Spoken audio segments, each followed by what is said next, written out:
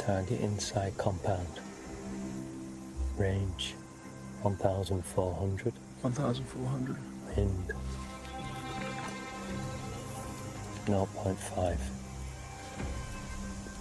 Send it.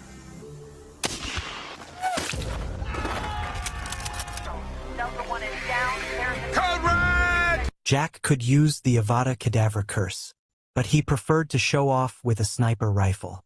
He used a small windmill on the balcony to calculate the wind direction and speed. He fired a test shot at the target building to adjust his aim. After fine-tuning the scope, he pulled the trigger again. Once everything was confirmed, he pointed the barrel toward the building entrance and patiently waited for the president to appear.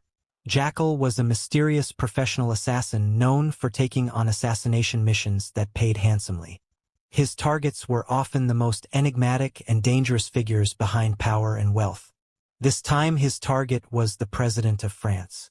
Jackal patiently waited for the moment when the president would step into the revolving door, catching the bodyguards off guard, and then struck decisively. Just like that, the President of France became the former president. The scene immediately descended into chaos. The bodyguards hastily grabbed binoculars to search for the sniper's position. Before long, they spotted the glint of a rifle reflecting light from a distant building. But they didn't know that Jackal had deliberately stayed at his original position after taking the shot to let them find him. Calmly, he dismantled the sniper rifle and carefully packed it away. After erasing all traces at the scene, he planted a time bomb under a bed reserved for police officers. As Jack drove out of the parking lot, he happened to encounter a convoy of police and counter-terrorism units speeding toward the hotel, sirens blaring. He glanced at them casually, then drove to another nearby parking lot, switched to a new car, and disappeared. After storming into the hotel room, the counter-terrorism unit found the time bomb under the bed, but it was already too late. At the same time, the old car Jack had abandoned in the parking lot exploded, erasing all traces. As a lone wolf, Jackal had grown increasingly isolated outside of his work. He always operated alone in the dark underworld, his appearance constantly changing with no one ever knowing his true face. This time his target was the CEO of a tech company. Jackal disguised himself as a janitor and easily infiltrated the company. However, the life of an assassin always carried unexpected risks. A female employee happened to catch him attaching a silencer to his gun. The noise he made while dealing with her drew the attention of a security guard. But Jack couldn't speak French. Realizing his cover was blown, Jackal immediately opened fire, killing the guard.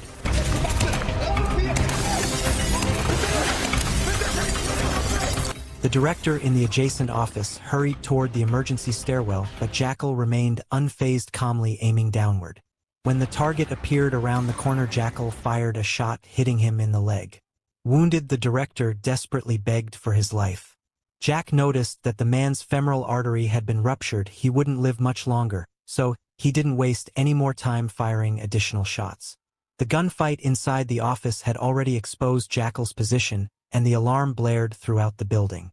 Jack made his way to the rooftop, tossed a few smoke bombs into the crowd below, and then used a rope to rappel down and escape with ease. Jackal's career was full of legendary tales. No one knew his past, and no one dared question his abilities. Some said he was a cold-blooded killer forged by war. Others believed he was like a prairie wolf born with an instinct to kill.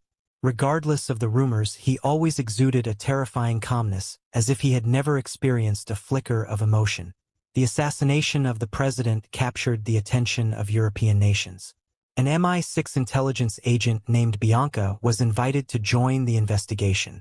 When she heard that the sniper had fired from a distance of 3,815 meters, she was utterly astonished, because up until now the world record for a sniper kill with a rifle was 3,540 meters. Since no weapon was found at the scene, it was concluded that the assassin had carried the rifle away with him. The hotel's surveillance cameras had captured Jack's silhouette leaving. The sniper rifle had clearly been disassembled and packed into his suitcase. Bianca requested an examination of the suitcase's dimensions. The TAC-50 scope alone was 737 millimeters long, and the rifle body itself was over 1 meter. If it had been placed in a suitcase, part of it would certainly have protruded. For an assassin capable of killing from such a distance, his weapon was practically his second life. There was no way he would leave it behind. This meant the rifle had been custom-made with the barrel divided into 2 detachable parts. Upon hearing this, the French security personnel immediately protested.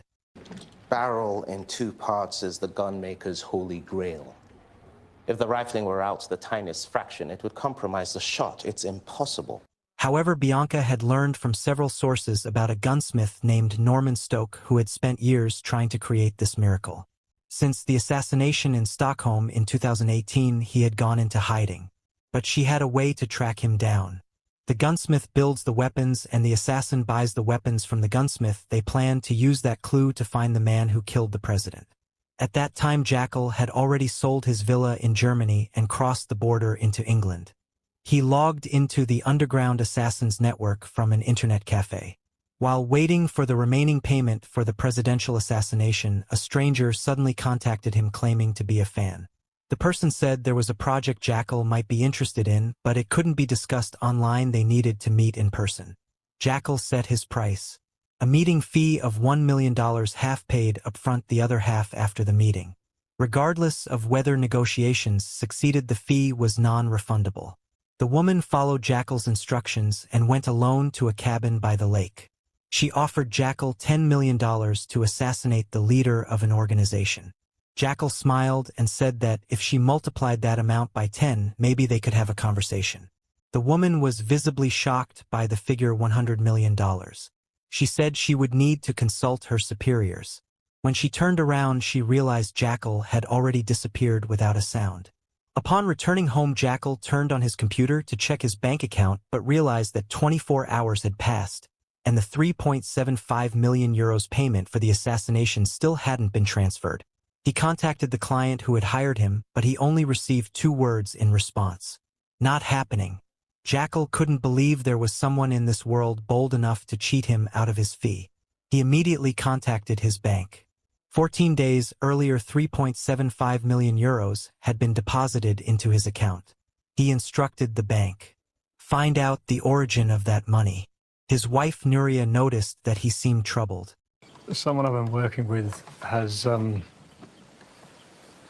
they've misunderstood their obligations to me. Is it money? Yeah. A lot? Yeah. Qué hijo de la gran puta. But it's not just the money. So if it were to get out that someone had got away without paying me, it hurts the brand, which is a problem. And if he steals from you, he steals from your family, which is me and Carlito. So you tell me where he lives and I get the money he owes. She had no idea about Jackal's true identity as an assassin and assumed it was just a simple financial dispute. Jackal quickly turned down her offer to help. In another development, the person in charge of investigating the assassination of the president contacted his informant named Allison. Her code name was Sparrow. Her ex-husband was the gunsmith named Norman. In the entire world, he was the only one capable of crafting a sniper rifle that could take down a target from 400 meters away and could be disassembled and reassembled. Bianca had once saved Allison's life during a previous mission.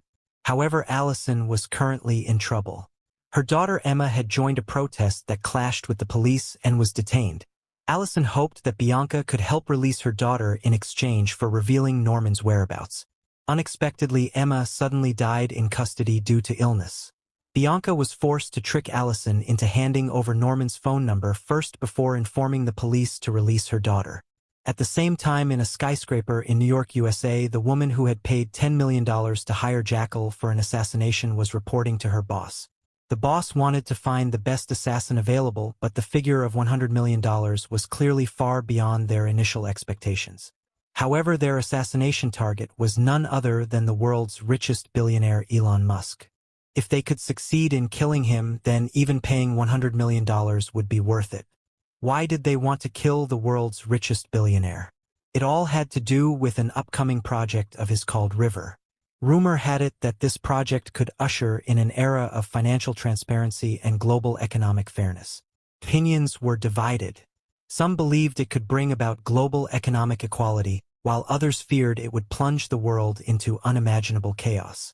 In an interview, the host asked why the world's richest billionaire cared so much about economic fairness.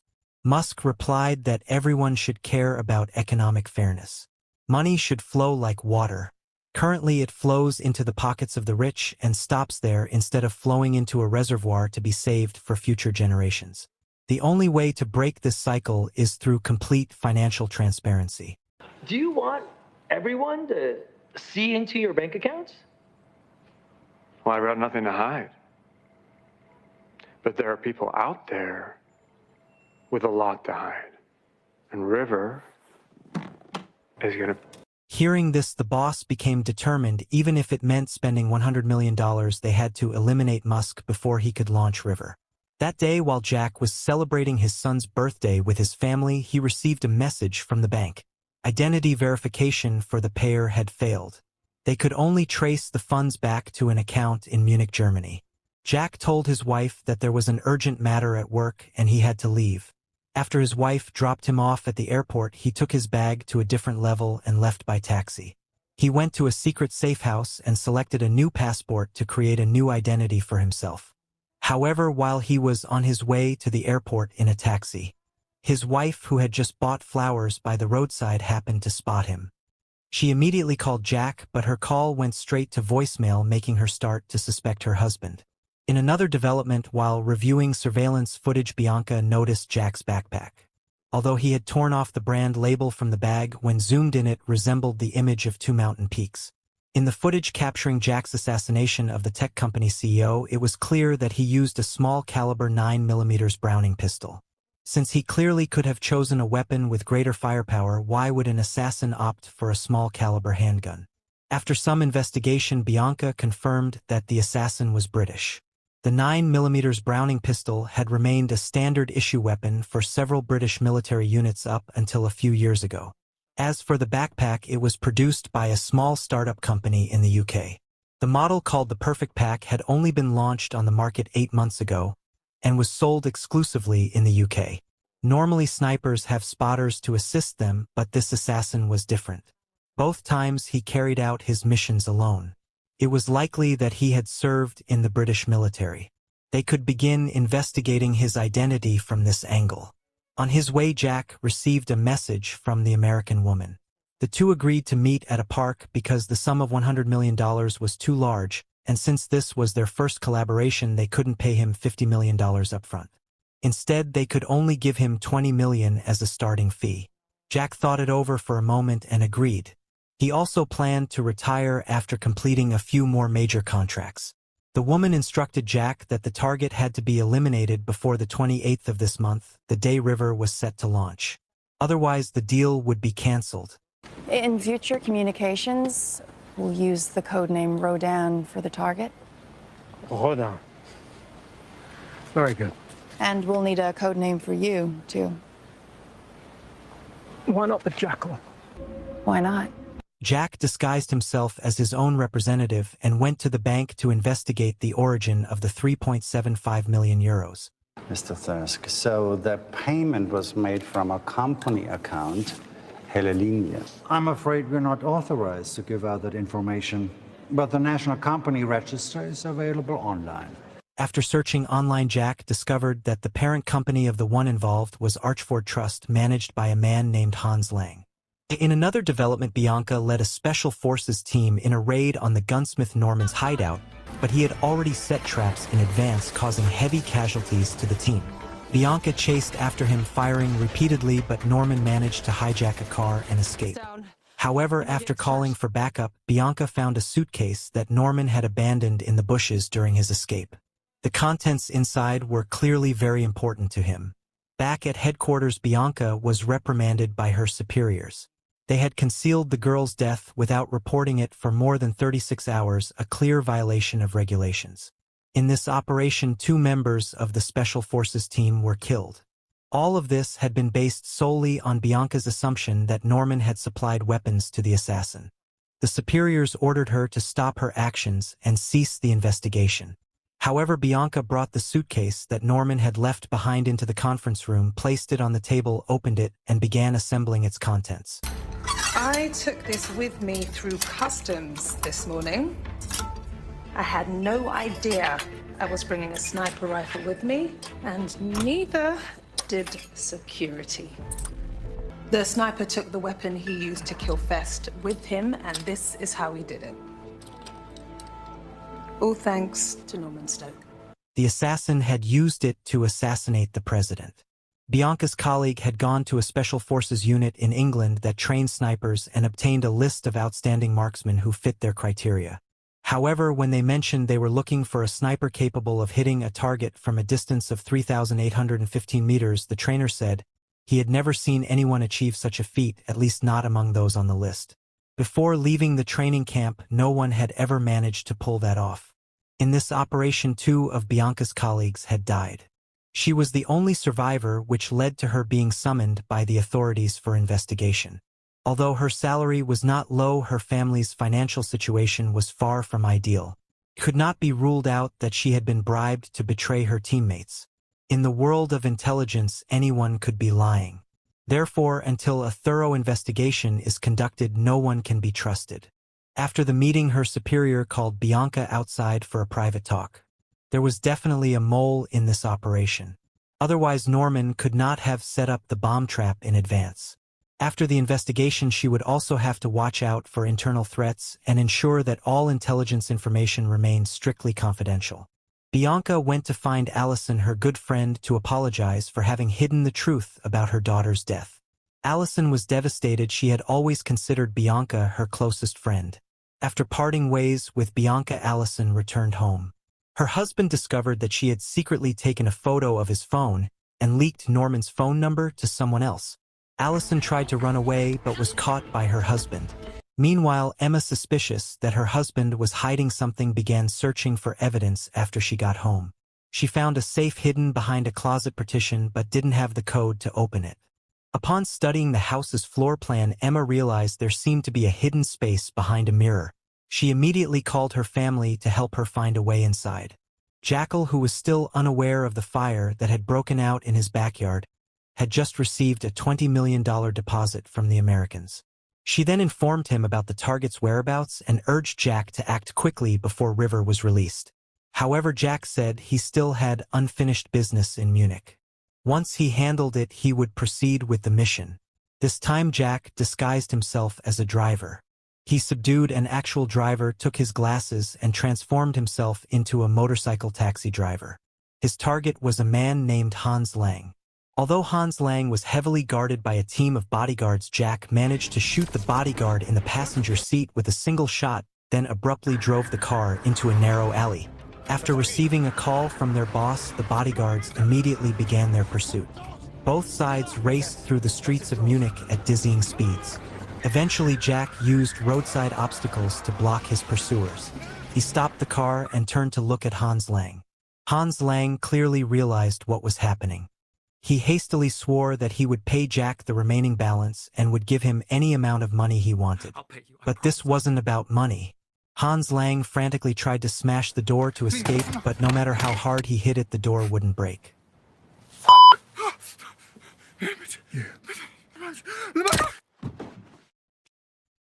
Hey! Out of the car trunk, changed, and threw a timed bomb into the vehicle. When Hans Lang's bodyguards arrived, they were greeted by a deafening explosion. Watching everything unfold from a distance, Jackal casually turned and walked away. However, he didn't know that his backyard had already caught fire. His wife and family had broken into the safe and discovered his secret workshop inside. Seeing the mask molds, the stacks of passports, and suitcases filled with cash from various countries, his wife was utterly shocked. Jack also witnessed the scene through his phone. For the first time, he found himself facing an incredibly difficult decision.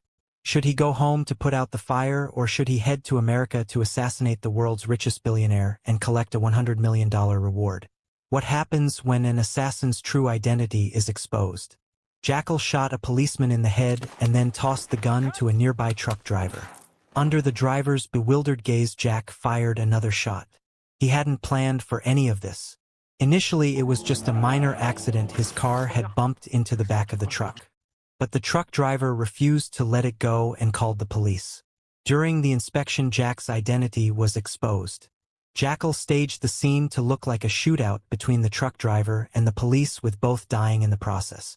The real reason Jack had been distracted while driving was because he saw his wife discovering his secret workshop. Jack called his wife, asking her to meet him in Paris, France. When the time came, he promised he would explain everything to her. The bald man was about to visit a sniper from the list to check on him. However, Bianca asked him to send her the address instead. She wanted to go by herself. The bald man explained that he wasn't the mole. Everyone was extremely tense at the moment, and their superiors had ordered checks on their personal phones and emails. But clearly Bianca only trusted herself. The former sniper had graduated from sniper training school many years ago. Seeing the list, he recounted the situation of each person on it. When he learned that Bianca was looking for a sniper who could take down a target from a distance of 3,815 meters, he said he had never heard of such a person. Even if someone like that existed, it wouldn't be any of the people on the list.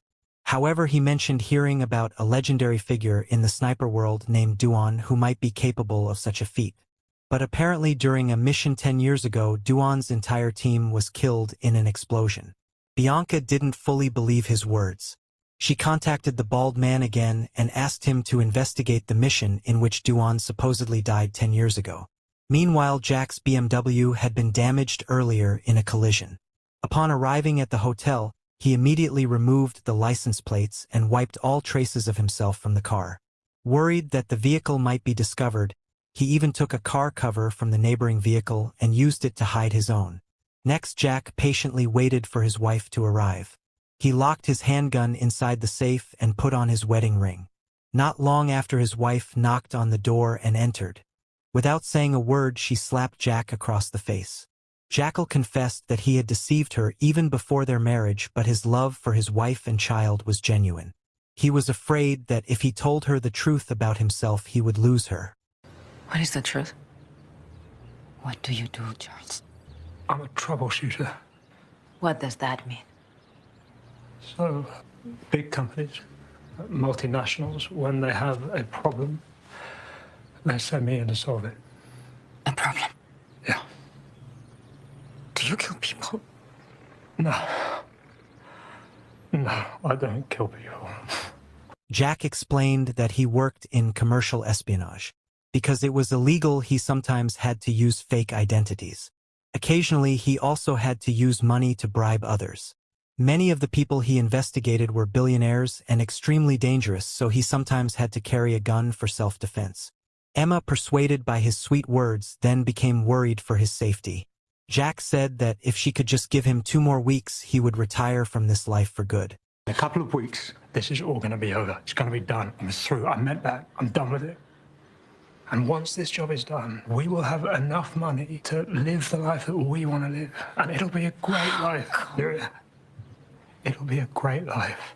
Please believe me. How can I believe you? Tell me. How? Because I'm here. And the only reason that I'm here in Paris, in this hotel, in this fucking room, is because my life is with you. And if I don't have that, then I don't have anything. I like you like this. Con sangre. Oh, Con sangre en la vena. At the same time, a powerful American financial tycoon was discussing Jack. Although Jack had accepted their assignment, he had killed a man in Munich, causing them to worry that he might not complete the assassination mission. A woman explained that while she understood time was running out, it would be impossible to find a hitman more skilled than Jack. Just then, new information arrived. Jack had killed the man because he had refused to pay him for a previous hit. Upon hearing this, the tycoon suddenly changed his view of Jack. Jack had returned to Munich, where the police were hunting him everywhere to collect an unpaid debt. To the tycoon, this demonstrated Jack's commitment to honoring his deals. However, to be cautious, he still sent the woman to stay close to Jack and monitor his progress. In another development, Larry killed his wife after being betrayed by her. He then used Allison's phone to text Bianca and lure her into a meeting. When Bianca arrived, Larry emerged from the shadows and attacked her with a dagger. After a fierce struggle, Bianca managed to escape along the riverbank. She happened to encounter some passers-by, preventing Larry from striking again. While calling headquarters for backup, Bianca also lured Larry toward a bridge ahead. Headquarters contacted Vince, the closest agent, to assist Bianca. Together with the police, they cornered Larry by the riverbank. However, Larry reacted quickly, leaping onto a small boat passing by and making his escape. When Bianca and the police reached Allison's house, they found her already dead. Larry, now a fugitive, clearly had no intention of letting Bianca go. He had someone track down Bianca's home address and used her daughter to try to force her into submission. Unexpectedly, Bianca shot him in the thigh. She didn't kill Larry, instead intending to extract information from him about the whereabouts of the gunsmith Norman. On an island in Tandestonia, the world's richest billionaire Elon Musk was informed by his subordinates that someone had hired a professional assassin to target him. However, Musk clearly had no intention of canceling the events planned for this trip. He wanted to see if the professional assassin could breach the island's thick layers of security to kill him. But Jack had no intention of going to the island to assassinate him. After arriving in Tallinn, Jack headed to the exhibition center where Musk would hold his event, searching for a suitable location to carry out the assassination. In the first phase, he infiltrated and accessed behind the soundproof walls. Not long after, he reached the top partition area of the exhibition center. From there, he could see the main stage through a gap. At that moment, the floor beneath his feet suddenly gave way and he almost fell. Grabbing hold of a cable, he managed to save himself. However, during the climb back up, his phone slipped from his pocket and fell. After the event ended, Jack didn't see anyone returning the phone. Since that phone was his only means of communication with his employer, he couldn't afford to lose it. He found his phone in the middle of the stage. Before leaving, he memorized the name of the security guard, thinking he might need it when executing the assassination later. However, when Jack opened the door to his hotel room, he discovered an uninvited guest inside. Jackal sighed, turned around, and locked the door behind him. He walked toward the woman, staring at her with a murderous look. The woman, unfazed, said that Jack had taken their $20 million but acted recklessly in Munich. If I don't deliver, if you don't deliver, it will take extreme measures. You do not want to make enemies of these people. They're more powerful than you know. If you don't believe me, just ask Norman Stoke. The woman sent to monitor Jack had no intention of interfering with his freedom. She said she would stay in Tallinn until he completed his mission, and if he needed anything related to the task, he could reach out to her. As they parted ways, Jack suddenly turned to glance at a group of elderly people fishing nearby. Among them was a woman with her leg in a cast, still engrossed in her fishing. Back at the hotel, Jack logged into a secure website to contact Norman, informing him that he needed a special gun. Norman sent Jack his phone number, and shortly after, Jack called him. Jack explained that he needed the help of a weapons master like Norman. However, before detailing his request, Jack asked if Norman had encountered anything unusual lately. Norman mentioned that he had dealt with a few uninvited guests recently, but assured Jack that he had taken care of them. All right, and you're 100% secure now? 100%. You know I don't like risks. You know I don't either. Distance to the target is 75 meters. Not like you to get that snug. Yeah, unfortunately, it's my only option. What are the obstacles? A metal detector and an ultra-sensitive scanner, but I've got an idea for that.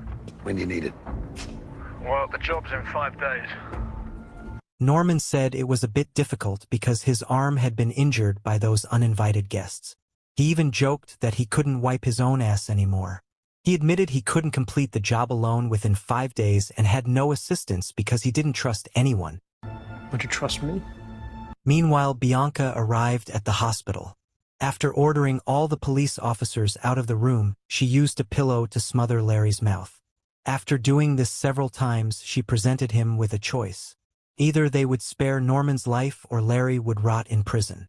If he revealed Norman's whereabouts, they would release him so he could handle his wife's funeral arrangements.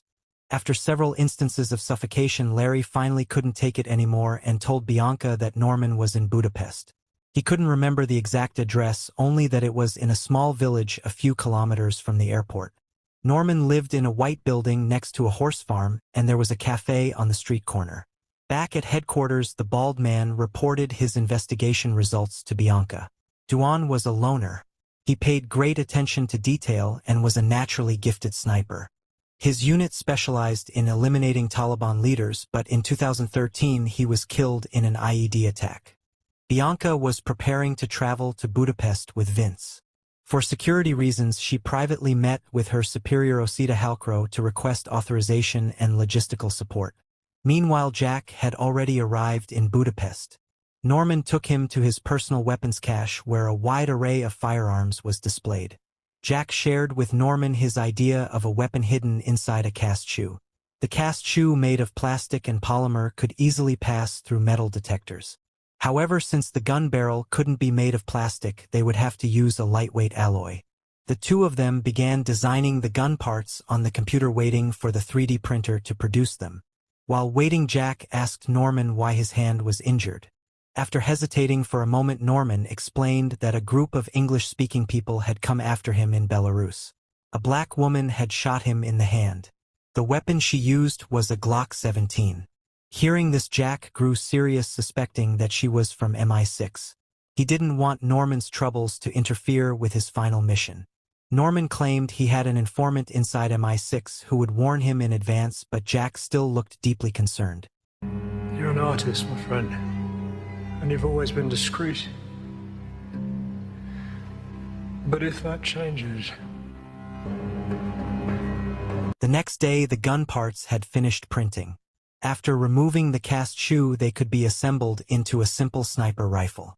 Norman handed Jack a set of car keys and told him to drive to a nearby forest to test the gun. He also warned Jack that the plastic gun body was fragile and would only withstand about 7 or 8 shots.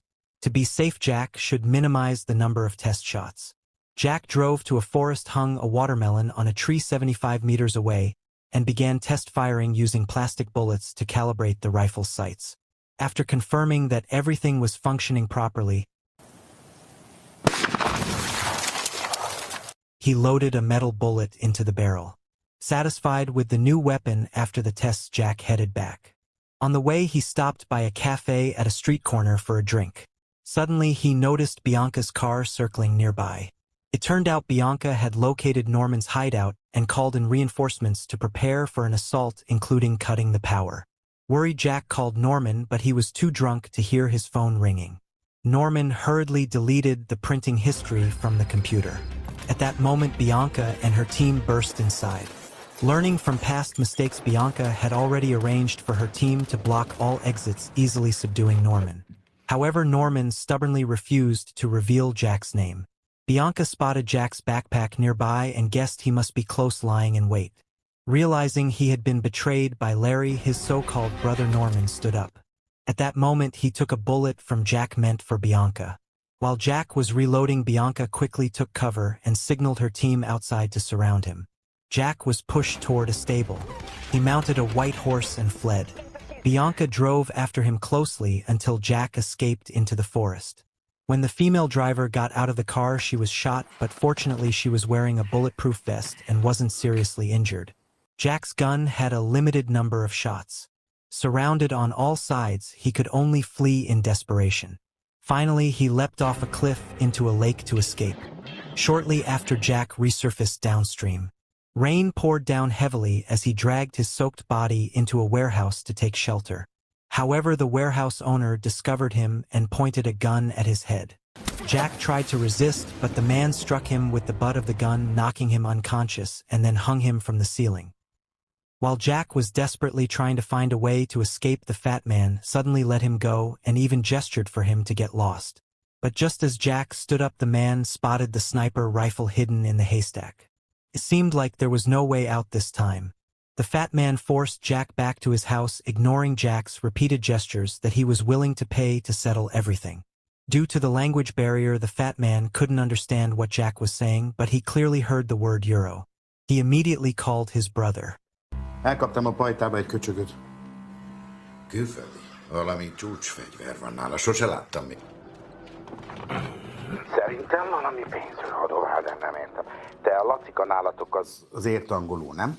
Lacika! Coincidentally, among the workers at Gabi's farm, there was someone named Alvaro who knew English. Alvaro came out to talk to Jack. When he realized Jack wanted to settle things with money, he reported it back to Gabi. Mondanak, hogy oda megyünk, és hogyha fizet, akkor esetleg el lesz simítva az ügynök. We come now. You pay. Maybe problem go away. Gabby immediately grabbed his weapon and prepared to head to his younger brother's farm. But before they could get far, the two were stopped by the police.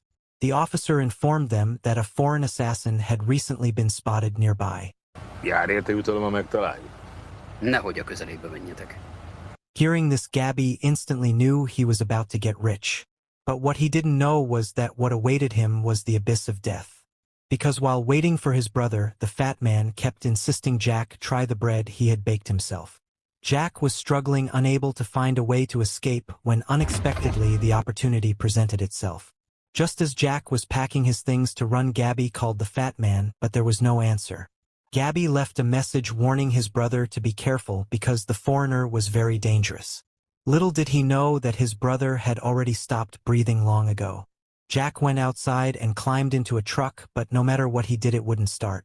With no other choice, he switched to another one. He had just inserted the key when Gabby burst in. While Gabby and his companion went into the house to search, Jack quickly started the engine. The roar of the engine echoed loudly. Gabby rushed out of the house and pointed his gun at Jack, firing. In that life or death moment, Jack finally got the truck started. But because he couldn't lift his head to see the road, the vehicle crashed into the curb and got stuck in a pile of tires. Seeing this, Gabby lunged forward, intending to avenge his younger brother. But when he opened the truck door, Jackal had already vanished. A gunshot immediately rang out from beneath the vehicle. Jack stood up coldly under Alvaro's horrified gaze. Without hesitation, he finished off Gabby. Alvaro mustered all his courage to confront Jack, but his gun was loaded with blanks. There was no way he could fight back. His instincts told him to surrender, and so he obediently became a hostage. If Jack hadn't needed a driver and translator, Alvaro would have been shot long ago. With the muzzle of a gun pressed against him, Alvaro trembled as he drove, watching terrified birds scatter past the window. Jack suddenly felt a pang of regret for accepting this $100 million job. But there was no turning back now. His only choice was to try and survive this desperate situation. He snatched Alvaro's phone, hesitated for a moment, then decided to call his wife, confessing that he was in deep trouble. His voice trembled with emotion as he told her this might be their last phone call and asked her to take good care of their son. Anyway, I just wanted to hear your voice because I'm not 100% sure that I'm going to be making it back. Charles, you're scaring me. What's wrong? Charles? I'm so sorry. It should have been a heartbreaking and hopeless conversation, but to Jack's surprise, his wife didn't panic. Instead, she asked him directly where he was and what she could do to help. Her words reignited a flicker of hope in Jack. He immediately asked her to bring him a suitcase. She didn't hesitate at all, still believing that her husband was just a normal corporate agent, simply hoping he would complete the mission and come home safely. After the call ended, Alvaro drove Jack into the city. Listening to the radio broadcasting news of his manhunt, watching police cars rush past with sirens blaring, Jack fell into deep thought. Elsewhere, Bianca received the report and arrived at the crime scene at the farm. Police informed her that they had found numerous fingerprints matching those discovered at Norman's hideout, enough evidence to prove that the fugitive was Jack. As Bianca was preparing to resume the chase, she got a call from her superior. He ordered her to return to headquarters immediately. The mission to capture Jack had been elevated to top priority, and the operation was now officially named Anubis. They wanted her back to lead it. Although the timing couldn't have been worse, the order was non-negotiable. Bianca reluctantly agreed, but her departure inadvertently gave Jack the chance to escape. As a top assassin, Jack should never have shown mercy, but Alvaro's words ended up saving his life. You have good man face. Say that again? You have good man face. That sentence kept echoing in Jack's mind, bringing back memories of the past. He had ruthlessly taken countless lives. On one mission, his superiors had even ordered him to massacre an entire innocent village. From that moment on, he knew he was no longer a good man. Jack told Alvaro to stop the truck under a bridge and ordered him to place both hands on the steering wheel. Jack hesitated, unsure whether he should pull the trigger. But when he saw a photo of Alvaro's family on the phone and thought of his own wife and child, he ultimately broke the sacred rule of an assassin. I know where you live. If anything happens to me, my colleagues will come to your house and they will kill your wife and your child in front of you. So when the police ask about me, you are going to tell them that you never saw my face and you never heard my voice.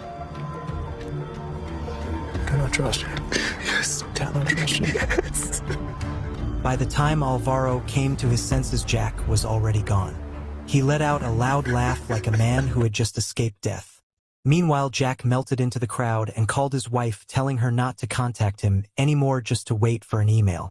After hanging up, he slipped the phone into a stranger's backpack and walked into an internet cafe where he logged onto a secure website to contact his handler. The woman informed him that due to the chaos in Budapest, their superiors had begun to lose faith in him. Jack firmly replied that he would soon be back and would keep his promise. But if they dared to withhold his payment, then they'd better be ready for war. The woman asked Jack if he needed any help.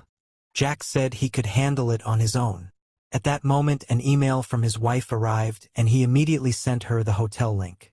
Upon receiving the message, his wife hurriedly grabbed her suitcase and left the airport. The two met at the hotel. Although she still held some resentment in her heart, seeing the remorseful look in her husband's eyes, she chose to forgive him. Without saying much, Jack quickly began to change his appearance. In the suitcase his wife had brought were the tools necessary for his disguise. She silently stood by, wanting to learn more about her husband's work. Jack didn't stop her, but instead began performing a series of steps. Under her astonished gaze, he transformed into an old man. The two of them went to the airport together. The security staff seemed not to notice them. After saying goodbye to his wife, Jackal left alone. At that moment, Bianca and her partner were also on their way back to headquarters and happened to pass by him. However, after Jack boarded the plane, the flight was delayed and hadn't taken off yet. A short while later, he was surprised to see Bianca and her partner also boarding the plane. It turned out they weren't returning to headquarters.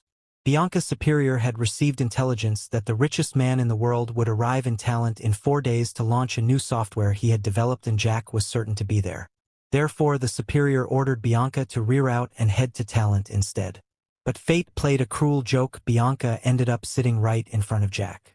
After arriving, Jack saw that they had taken the same taxi going in his direction and even checked into the same hotel. As he stepped into his room, Jack suddenly realized that this mission was going to be extremely difficult. While removing his disguise, he began to consider whether he should change the plan. But before he could come up with anything, the doorbell rang. 2 police officers appeared at the door. They said there had been a robbery on the upper floor and they were checking each room. Jack calmly explained that he had just arrived and hadn't noticed anything unusual. After inspecting his passport and finding nothing suspicious, the male officer prepared to leave. However, the female officer felt that something wasn't right. Her intuition told her that the man standing before her was no ordinary person. She asked Jack for his phone number and called it right in front of him. It wasn't until she heard the ringtone ring from the room that she finally let go of her suspicion and left with her colleague. Jack's instincts as a killer told him that this place was no longer safe. He immediately dialed a number. It was the security staff member who had helped him find his phone the day before. Jack had noticed that the young man likely had a different sexual orientation, so he arranged to meet him.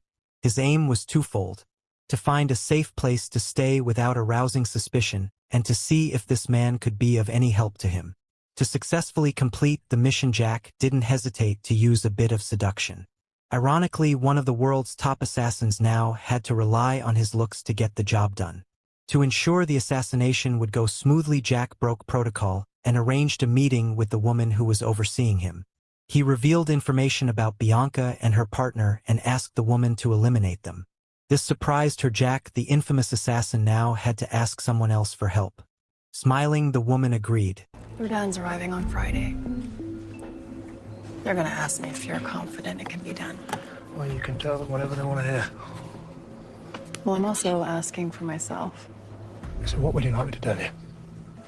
That you'll deliver. I'm on your side. I was hoping that would be clear by now. I was hoping this could be even more of a collaboration. I don't collaborate. You won't hear from me till after it's done, and I expect to be paid promptly.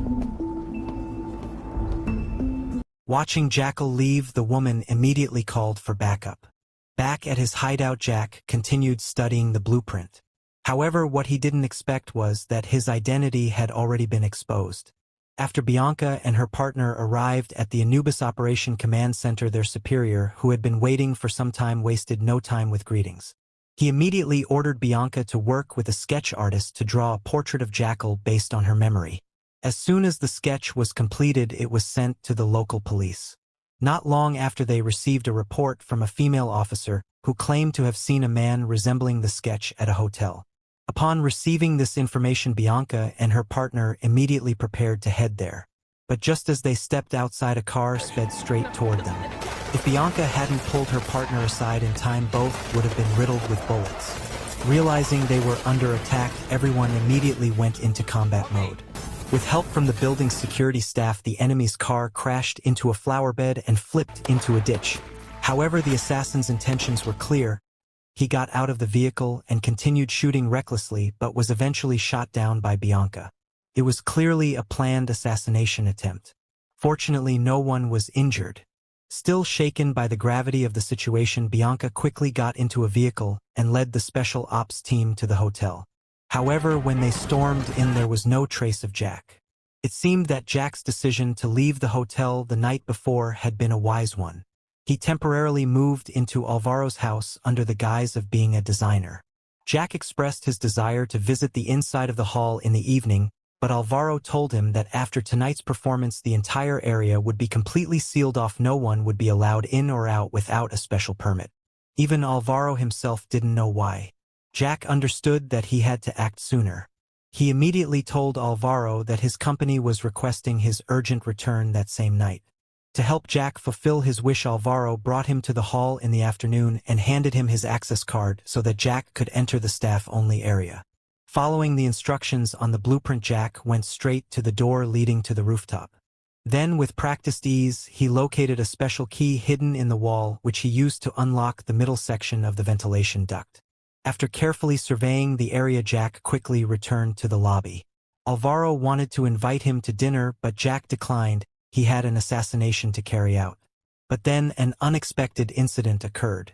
The backyard of his house caught fire.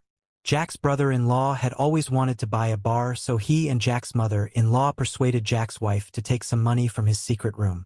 But the brother-in-law was insatiably greedy. In addition to taking the cash, he also grabbed the pistol lying next to it. All of this was seen by Jackal. It seemed that the troubles at home had to be put aside. He needed to focus on the mission first.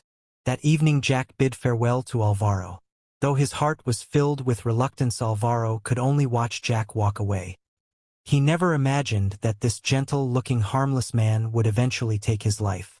On the island where the richest man in the world resided, the head of security reported that he had received intelligence about MI6's failure to apprehend the assassin in Budapest.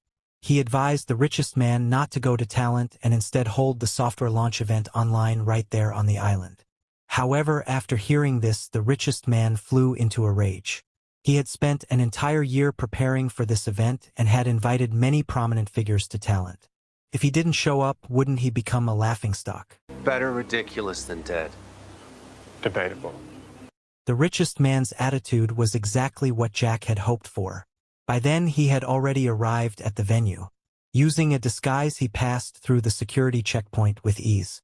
He went to the reception desk and bought a few bottles of mineral water, some bags of nuts, and 4 chocolate bars. Midway through the concert, Jack stood up and left. Out in the hallway, he expertly opened the stairwell door and proceeded to a location he had scouted earlier.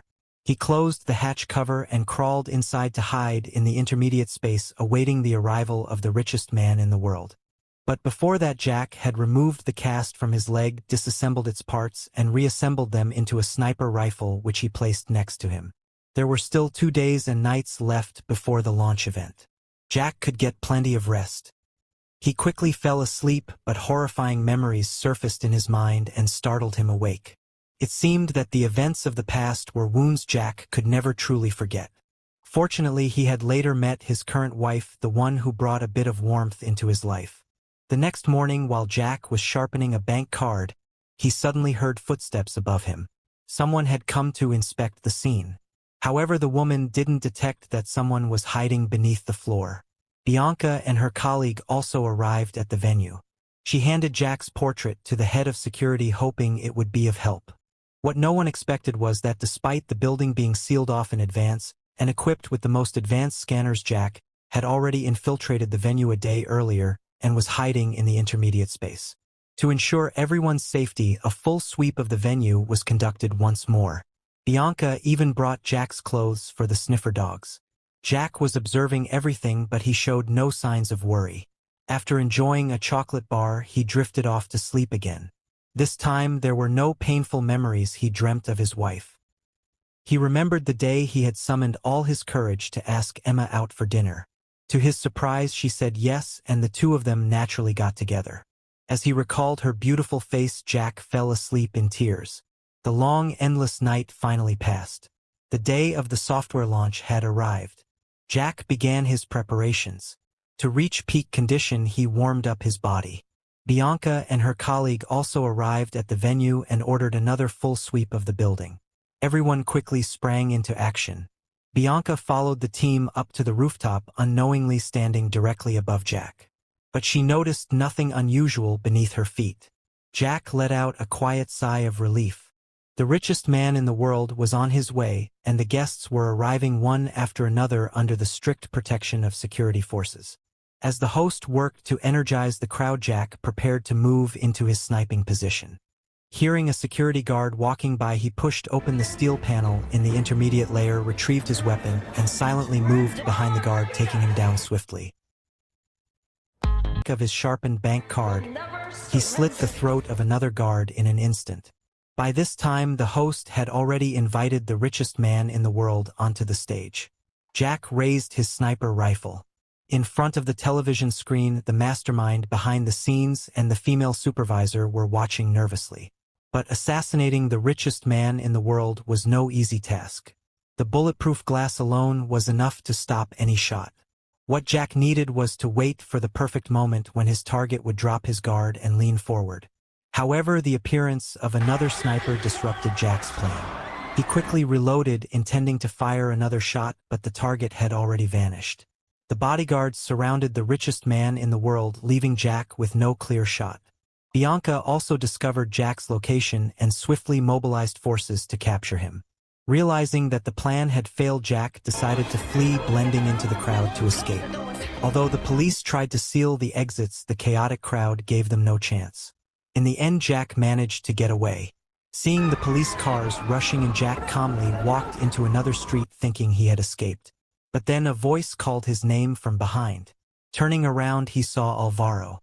At first, Jack ignored him, but Alvaro chased after him, forcing Jack to confront his old friend. Seeing the gentle and hopeful look in Alvaro's eyes, Jack, fearing his identity would be exposed, made the heartbreaking decision to kill him. He placed Alvaro's lifeless body in a roadside crevice and quickly left. That was the price of loving a wild horse. As for Bianca, would she be able to catch Jack? That would depend entirely on her next move. The story then flashes back to Afghanistan in 2013. If you didn't look carefully, you might not notice the two men hidden in the rocky desert. At that time, Jack was still a member of a secret special forces unit and also the most skilled sniper on the team. Working with a spotter, his mission was to assassinate the leader of a terrorist organization. Target inside compound. Range 1,400. 1,400. Wind 0.5. Send it. It's not him. Send it. Let's get the fuck out of No, here. his beard's white. No one cares, Doug, and no one gives a fuck. Just drop him so we can count this. It's not him, guy. Target out of you. It wasn't the target. He's fucking gone. How long are we gonna have to wait?